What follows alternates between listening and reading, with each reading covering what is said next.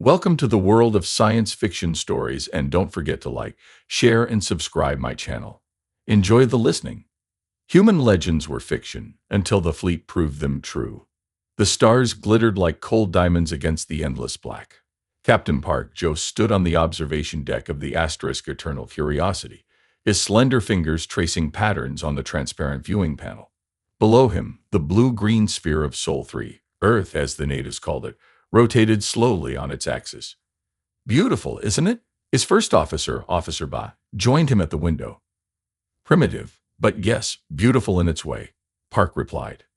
He had spent 3 years studying this backwater world, cataloging its species and observing its dominant life form, humans. The Galactic Concordat, the unified government of the 17 spacefaring species, had strict protocols for worlds like Earth: study, observe, but never interfere. Sol 3 had been classified as a protectorate world for nearly 3 centuries now. Its inhabitants showed promise but remained centuries away from joining the galactic community. The Council wants your final report by tomorrow, Bob reminded him. The research mission ends at dawn. Park nodded. It's nearly finished, just a few more observations about their mythology. Later that night, Park sat alone in his quarters, finalizing what would eventually become the most infamous Xenical report in Concordat history. On his screen, images of human art and literature scrolled past. Paintings of fire-breathing dragons, statues of muscled heroes battling many-headed monsters, tales of gods and demigods performing impossible feats. Computer, final conclusion, Park said, rubbing his tired eyes. The computer chirped in acknowledgement. Humans appear fixated on impossible heroics and creatures of fantasy, Park dictated. Their dragons and demigods reveal a species with delusions of grandeur but limited practical intelligence. While they show remarkable creativity, their obsession with mythological thinking suggests they will remain bound by superstition for many generations to come. Recommend continued observation status with minimal contact for at least another millennium. Park submitted his report without a second thought. The asterisk Eternal Curiosity departed Earth orbit the next morning, leaving humanity to its slow, unremarkable development, or so the Concordat believed. 200 years later, Elder Diplomat Buddick was enjoying a quiet meal in the grand hall of the Concordat Security Council when the alarms began. Red lights pulsed along the curved walls of the chamber. Council members of various species rose from their seats in confusion. "What is happening?" demanded BK, his wide compound eyes reflecting the flashing lights. The security chief, a tall insectoid being, hurried to his side. Unidentified vessels have appeared at the edge of the core systems. 17 ships of unknown design. Pirates? Outcasts? Asked BK. No, Elder, the security chief hesitated. They claimed to be from Earth. BK dropped his eating utensil. Impossible, he whispered. They were supposed to remain planet-bound for at least another millennium. But the impossible had become reality. On the main viewing screen that dominated the chamber wall, the 17 sleek, gleaming vessels of Earth's first interstellar fleet hung in perfect formation. Their design was unlike anything in the Concordat database: smooth, almost organic curves blended with geometric precision, propulsion systems that defied current understanding, weapons ports that hinted at technologies no developing world should possess. In the command chair of the flagship Asterisk Dauntless, Fleet Admiral Kim Hana surveyed the alien station growing larger on her view screen, the first human to lead an expedition beyond the solar system. She felt the weight of history pressing down on her shoulders. Years of secret development, decades of reverse engineering the alien probe they had captured, generations of unified human effort had led to this moment. "They're hailing us," Admiral reported her communications officer. Kim nodded. On screen, the face that appeared was distinctly non-human, a being with bluish skin, 4 eyes arranged in a diamond pattern, and no visible nose. "Unknown vessels, you have entered Concordat space without authorization. Identify yourselves immediately." Kim stood, her uniform crisp despite the 6-month journey from Earth. "I am Fleet Admiral Kim Hana of the United Earth Fleet. We come seeking diplomatic relations with the Galactic Concordat." The alien's 4 eyes blinked rapidly in what Kim's xenology expert suggested was extreme surprise. "Earth is a protectorate world incapable of interstellar travel," the being replied. Kim allowed herself a small smile. "As you can see, that assessment was incorrect. We request permission to dock and establish formal contact." Hours later, Commander Lee Suman stood beside Admiral Kim in the grand meeting chamber of the Concordat station. Representatives of species humans had never imagined possible filled the tiered seating around them. Some with too many limbs, others with none at all, beings of crystal, of gas contained in mechanical suits of living metal. Lee could feel their stares, their whispers. He maintained his posture, back straight, hands clasped behind him. The first impression humanity made today would echo through history. "The Security Council will see the Earth delegation now," announced a mechanical voice. Admiral Kim stepped forward, but Lee placed a gentle hand on her arm. "Allow me, Admiral. This first meeting should be handled with particular care." Kim nodded, recognizing Lee's diplomatic expertise would be crucial here. Lee stepped to the center of the chamber, feeling thousands of alien eyes upon him. He had rehearsed this moment countless times during the long journey. "Esteemed representatives of the Concordat," he began, his voice steady and clear. "The United Earth Fleet comes in peace, though we are prepared for any outcome." He could see the ripple of reaction to his words. The implied strength behind the peaceful greeting was not lost on the gathered aliens. "For centuries, you have watched our world from afar, categorizing us as primitive, studying us like specimens. Today, we stand before you not as curiosities, but as equals." The council chamber erupted in protests and exclamations. The lead counselor, Elder BK, raised his hands for silence. "How did you achieve this level of technology?" "Your assessments were flawed," Lee finished politely but firmly. "Humanity has always defied expectations. The same imagination you dismissed as primitive fantasy drove us to reach for the stars. The legends you mocked inspired the engineers who built our ships." Behind Lee, through the vast viewport of the chamber, the sleek warships of humanity's armada gleamed against the starfield, their designs unlike anything the galaxy had seen before. Each vessel bore the name of a figure from Earth's mythology. Hercules, Athena, Thor, Amaterasu, the very legends that Park Joe had once dismissed as evidence of human limitation. The age of humanity had begun, and the galaxy would never be the same. The sun rose over the hills of New Eden, casting long shadows across the first human colony established beyond Earth's solar system. Farmers tended their fields while children played in the streets of the small settlement. 6 months had passed since humanity had shocked the Galactic Concordat with their unexpected arrival, and life on the frontier was beginning to feel normal. Nobody noticed the dark shapes descending through the clouds until it was too late. Raiders. The warning came too late as plasma fire rained down on the outskirts of the colony. Prefabricated homes erupted in flame. Civilians ran for the central bunker as the settlement's modest defense force scrambled to respond. From his command ship in orbit, Warlord Kex watched the attack with 6 eyes blinking in sequence, a sign of pleasure among his species. His gray, leathery skin stretched across his face as he smiled. "These humans have annoyed the Concordat enough," he said to his lieutenants. "They need to learn their place in the galaxy. Take what we need and burn the rest." Kex was not officially part of the Concordat. His band of raiders operated in the lawless regions between established territories, preying on weaker colonies. The unexpected emergence of humans onto the galactic stage had created opportunity. Their settlements would be primitive, their defenses weak. Kex had not bothered to read the intelligence reports about Earth's unexpected technological leap. It would prove a fatal mistake. Aboard the United Earth ship Defiance, alarms blared through the corridors.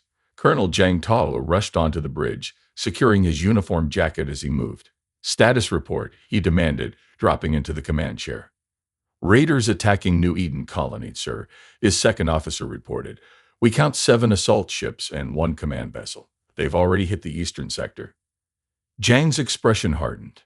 The Defiance had been assigned to patrol the sector precisely because the Concordat had warned Earth about raiders like Kex, but they had struck faster than expected. "How long until we reach the colony?" 17 minutes at maximum burn, sir."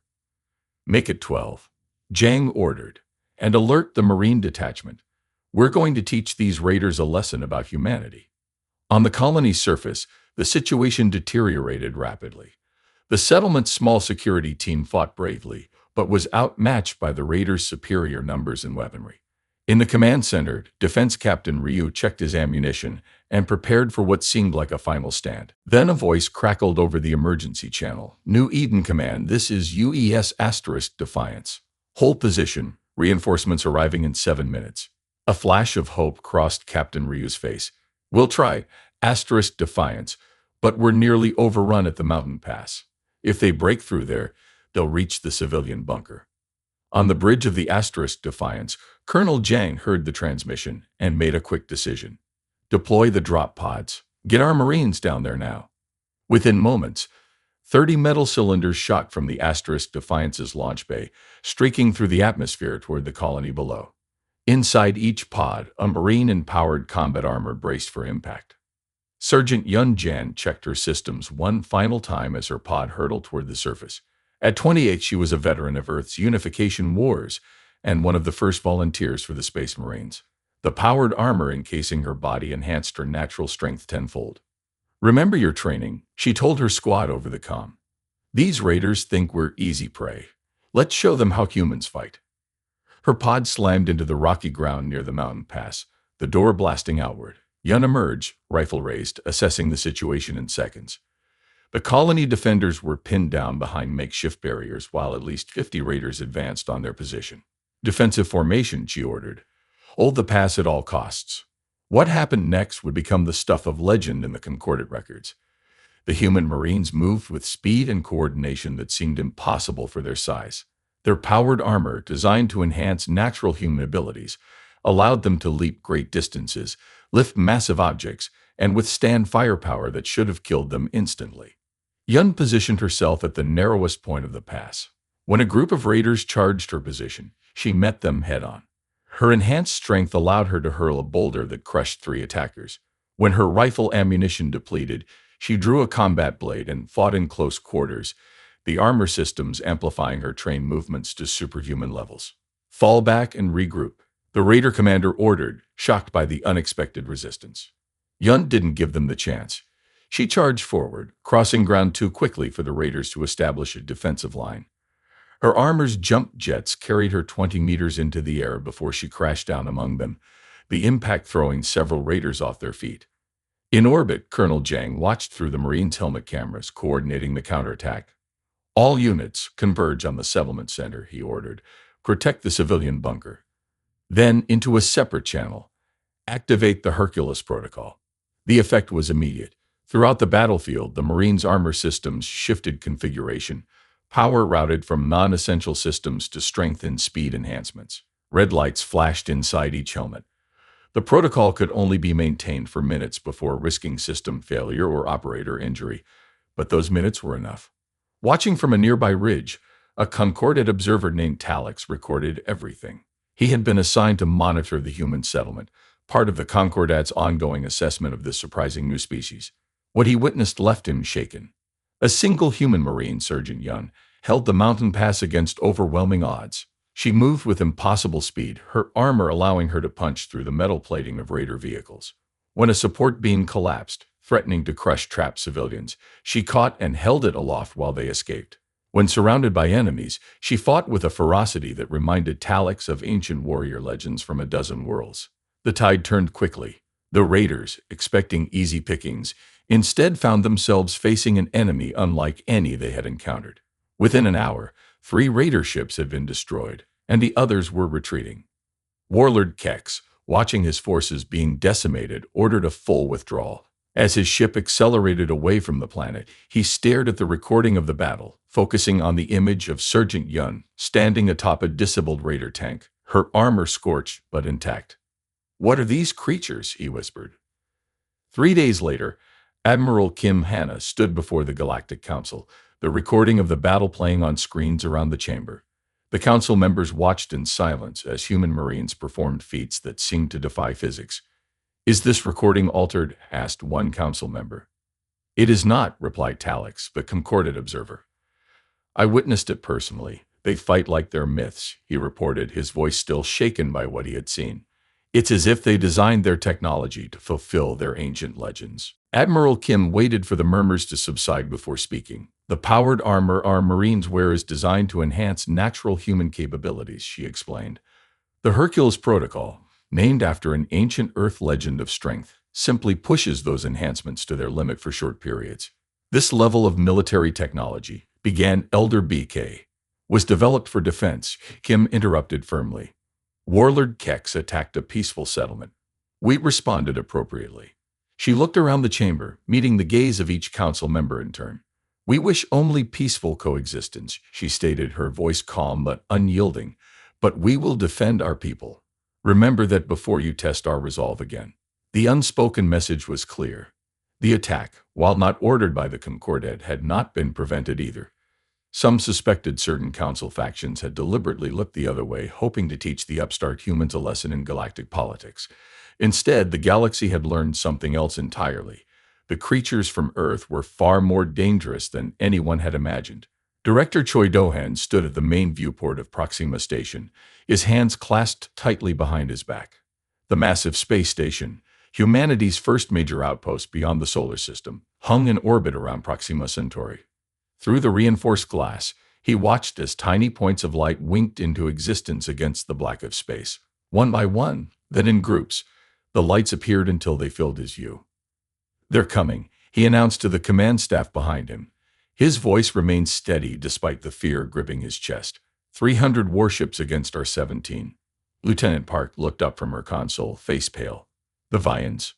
Choi nodded.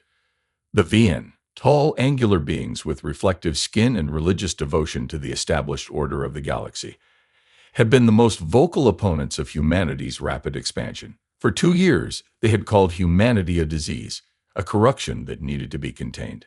Now they had come to make good on their threats. "Send the emergency signal to Earth," Choi ordered, "and begin evacuation of all non-essential personnel." The station's alarms blared to life. Throughout the massive structure, 5,000 human colonists, scientists, and support staff rushed to prepare. Some headed for emergency shelters, while others made their way to evacuation ships. In the Defensive Control Center, Commander Yun Jan, recently promoted after her heroic stand on New Eden, assessed their options. "We have defensive batteries and a small fighter squadron," she reported. "Maybe enough to hold them off for 24 hours. "We need 30, Choi replied. Far across the galaxy, Admiral Kim Hanna received the distress call while meeting with Concordat diplomats. Without a word, she rose from the table and left, ignoring the protests of the alien representatives. Within minutes, her flagship, the UES Valiant, broke orbit. All available ships in the human fleet received emergency recall orders. 17 ships. That was all humanity could muster on such short notice against 300 VN warships. It seemed like madness to even attempt a defense. But Kim had no intention of abandoning Proxima Station. As her small fleet prepared for emergency FTL jump, Kim called her captains together via holographic conference. "The Vians expect us to surrender or die," she told them. "We will do neither. Instead, we will show them why humanity's legends speak of the impossible." Captain Hong Min-soo of the UES Dragon nodded grimly. His ship, like the others in Dragon Squadron, had been built according to speculative designs that pushed the boundaries of physics. The Dragon, Phoenix, Kraken, and Griffin were faster and more maneuverable than any ships in the galaxy, but they had never been tested in full combat. "We'll be ready, Admiral," Hong promised. Back at Proxima Station, the first wave of attacks had begun. VN cruisers launched precision strikes against the station's outer defenses. Commander Yun directed the defense with calm efficiency, but each passing hour saw their situation grow more desperate. "Auxiliary power failing in sectors 7 through 12, reported a junior officer. "Reroute from life support in the evacuated sections," Yun ordered. On the main bridge, Director Choi received a communication from the VN commander, a tall, silvery being whose face filled the screen. "Your resistance is pointless," the VN stated. "Surrender now, and your people will be transported back to your home world where you belong." "We belong among the stars," Choi replied firmly, "and we will not surrender." The VN face showed no emotion. "Then you will be destroyed as an example. The human infection must be contained." The screen went dark. Moments later, a new barrage rocked the station. 29 hours into the siege, with oxygen levels falling and defenses nearly depleted, a technician looked up from her console with widening eyes. "Director, multiple FTL signatures detected on approach." Choi rushed to the display. "Human or VN?" "Human, sir. It's Admiral Kim's fleet." A cheer went up around the command center, but Choi's expression remained grim. 17 ships against 300. It wasn't a rescue. It was a last stand. Aboard the UES Valiant, Admiral Kim studied the tactical display. The VN fleet had arranged itself in a spherical formation around Proxima Station, a standard approach designed to prevent any escape. Conventional tactics won't work here, she said to her bridge crew. We're outnumbered and outgunned. Her tactical officer, a young lieutenant, looked up. Then what do we do, Admiral? Kim's lips curved into a slight smile. We change the rules. Signal Dragon Squadron. Tell Captain Hong to prepare the Chimera maneuver. The order raised eyebrows among her senior staff. The Chimera maneuver existed only in theory. A complex, coordinated assault pattern that required ships to perform maneuvers considered physically impossible by most engineers. It had never been attempted outside simulations, and even there it had resulted in the destruction of the attacking fleet more often than not.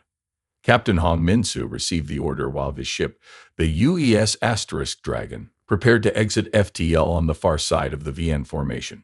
Chimera maneuver confirmed, he replied. Then to his crew, battle stations.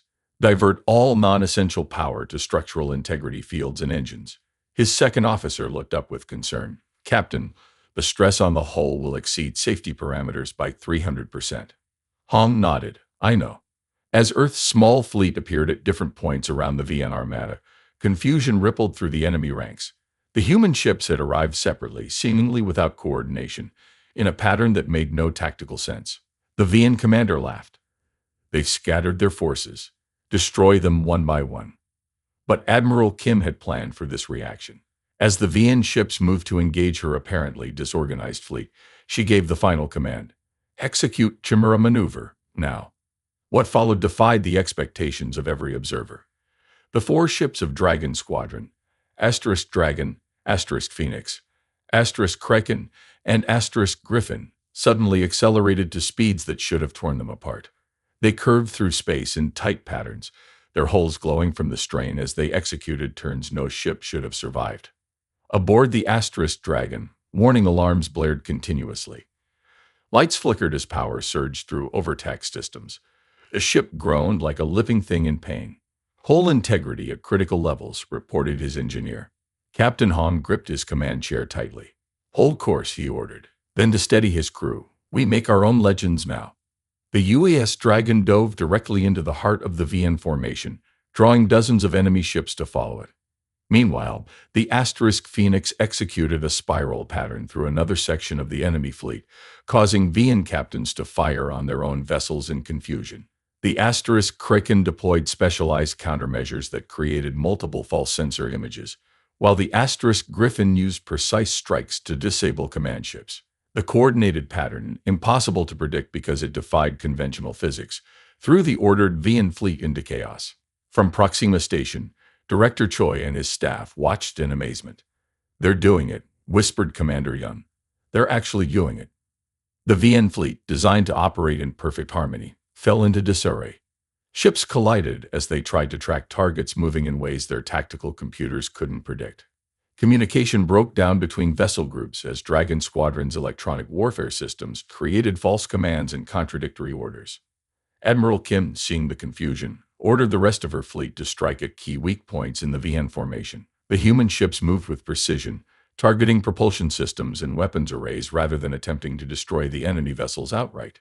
3 hours later, it was over. 67 VN ships had been destroyed, not by direct attack but by collisions and friendly fire in the chaos. Another 112 were disabled, floating helplessly in space. The remainder had retreated, their formation shattered, their confidence broken. Captain Hong's Dragon limped back to Proxima Station, its hull scared and systems barely functioning. But it had survived the impossible maneuver, as had the other ships of Dragon Squadron. As Hong stepped onto the station, Director Choi was waiting to greet him. How? Choi asked simply. How did you do it? Hong smiled tiredly. We studied our own legends, the impossible feats our ancestors claimed heroes could perform. Then we designed ships that could make those legends real. News of the battle spread quickly throughout the galaxy. Concordat observers who had watched from a distance filed reports that many of their superiors initially refused to believe. 3 days later, in the Grand Chamber of the Galactic Council, Admiral Kim stood once more before the assembled representatives of the galaxy's major species. The Vians attacked a peaceful station without provocation, she stated. They sought to contain what they called the human infection. Instead, they learned that humanity cannot be contained. The council chamber remained silent, the usual murmurs of discussion absent. The implications of what had happened at Proxima Station were still sinking in. For centuries, your anthropologists studied our myths and legends, Kim continued. You dismissed them as primitive fantasies, but you failed to understand their true purpose. They weren't just stories. They were aspirations, blueprints for what we could become. She paused, looking around the chamber. Remember that before you test us again. As Kim left the chamber, the council erupted into urgent discussion. The galaxy had witnessed something unprecedented, a species that could turn its myths into reality through sheer will and ingenuity. The established order would never be the same. The gleaming halls of the Concordate Central Embassy were usually filled with the gentle hum of diplomatic conversation. Today they echoed with screams and the thunder of running feet. Ambassador Kang Junho had just finished addressing the Trade Council when the attack came. A servant, or what appeared to be one, approached with a tray of drinks. No one noticed the slight shimmer around the being's wrist until it was too late. The hidden needle pierced Ambassador Kang's neck as he reached for a glass. Kang collapsed instantly, his body convulsing as the toxin spread through his system. His security team moved quickly, but the assassin had already activated some kind of transportation device and vanished. Get a medical team, shouted Kang's chief of staff, pressing her hands against the wound on his neck. News of the assassination attempt spread through the diplomatic community like wildfire.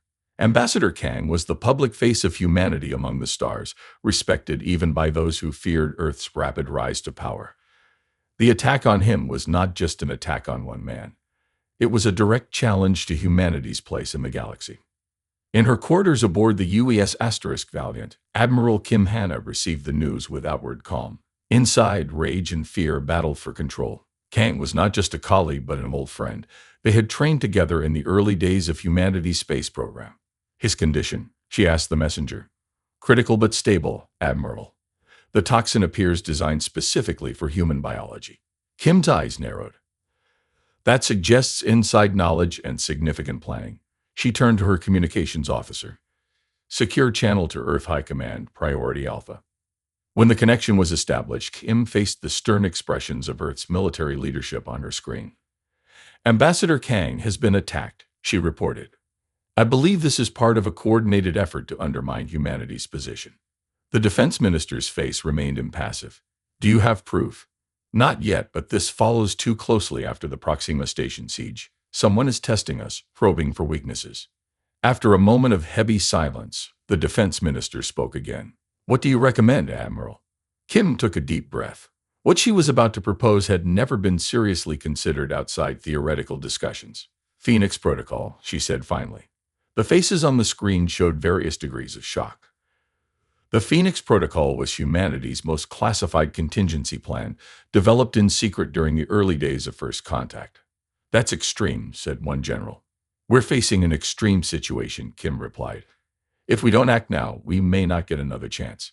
After 30 minutes of debate, the leadership reached consensus. The defense minister looked grimly at Kim through the screen. Phoenix Protocol authorized, he confirmed. May the gods of our ancestors watch over us all. The transmission ended. Admiral Kim sat alone for a moment, the weight of what had just been set in motion pressing down on her shoulders. Then she opened a secure channel to all human military vessels. This is Admiral Kim. Phoenix Protocol authorized. I repeat, Phoenix Protocol authorized. This is not a drill.